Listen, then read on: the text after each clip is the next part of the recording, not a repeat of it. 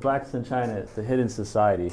You know that China right now is not big on sharing anything, so nobody knows what's going on. So this is an opportunity for all blacks around the world to get access to the Chinese processes before white people do, because they still haven't figured out how to get the information out. And China is doing, for their focus is to block white people, not to block black people. So this is where I've been flying under the radar to be able to move so much so fast, including they don't have the expectation of black Americans speaking Chinese and reading Chinese. So, because most people don't want to take the time to learn a foreign language. So I spent a year in China when I first got here just to learn Chinese, and it's paying off like crazy. So I'm the founder of it. I've actually invested, and I want to say, probably over $10,000 the first year just on getting awareness out, videos, meetings. Every meeting was a loss, but it was really worth it because it was something the market had never seen before. Just how, if you notice, in all countries there's a French community, a German community, Korean community, Chinese community, and I didn't want to say there's a Black American community or a Nigerian community because it separates us before we get to understand ourselves. So this is the very first international black community. So when you look at the whole concept of people, if you take away the colors, it's just very international. So our goal here is just to take all of the socially divided groups and put them together. Students, professionals, we don't have a military. We don't have a staple where people come and get money. It's really either your teachers, a big, large company has invited you in, or you're probably an African student. And every one of them are having the same problems of survival in China. So one thing we lacked was a platform to talk to each other so you don't have to make the same mistakes that I made. And ever since that happened, we've actually had so many new groups created and starting to work together on a focus on media, which is I created a video which told the story that we're coming together before we actually started to come together. People believed the hype and they started to come together.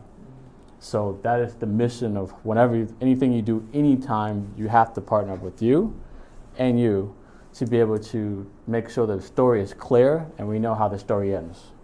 And most of us are a little timid because we don't know what's your end game. Just like you said, I didn't know, you just change your agenda. We do that because we're searching for some consistency and stability and security. But I really believe that we are our own security, and it's right here because we don't know how to track money being passed from one hand to another. And so I've been able to identify small businesses in this community and say, like, hey, this is how you sell a product. This is how you would introduce a customer. This is how you would say, larger community, look at me. And from there, we actually started to expand, and people notice when you look at our site, Shanghai Black Fashion Week, a specific culturally packaged event on a large scale to introduce black culture to the Chinese. So when I look down at the photos in our past, we had something connected with Black Panther. So we tied in Black Panther with fashion, and obviously we had 4 sold-out movie theaters in that city, but we also had it in 5 different cities premiering because the actual Black Panther group didn't want to premiere in China. So that was our opportunity, and we had blacks from all over the country come out to see that movie. First weekend was $66 million of Black Panther just in China. So this is last year's. We had just photos, we had different kinds of models and makeup artists come together. For them, it was like a family reunion, and the point of it is just an incubator around fashion. So it's really good. You can go to the website later, and we kind of taught the Chinese, we're not really saying you can't come in, but you got to come in knowing that we're the majority.